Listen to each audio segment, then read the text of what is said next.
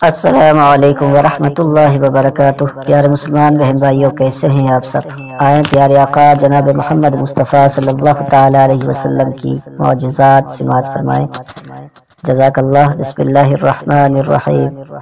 حضرت عبداللہ ابن عباس رضی اللہ تعالیٰ عنہ بیان کرتے ہیں کہ ایک اعرابی رسول اللہ صلی اللہ علیہ وسلم کی خدمت میں حاضر ہوا اور اس نے عرض کیا، مجھے کس طرح پتہ چلے کہ آپ نبی ہیں؟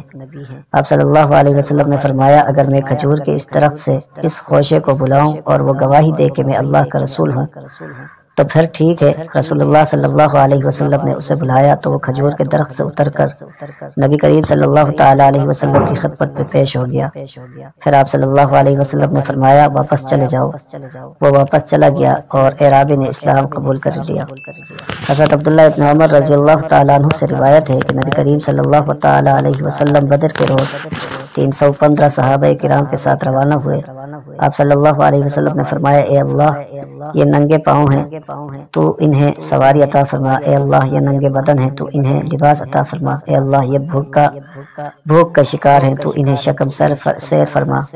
اللہ نے آپ کو فتح عطا فرمائی۔ آپ واپس آئے تو ان میں سے ہر آدمی کے پاس 1 یا 2 اونٹ تھے، ان کے پاس لباس بھی تھا اور وہ شکم سیر بھی تھے۔ حدیث پسند آئی ہے تو ضرور چینل کو سبسکرائب کریں، ویڈیو کو لائک کریں۔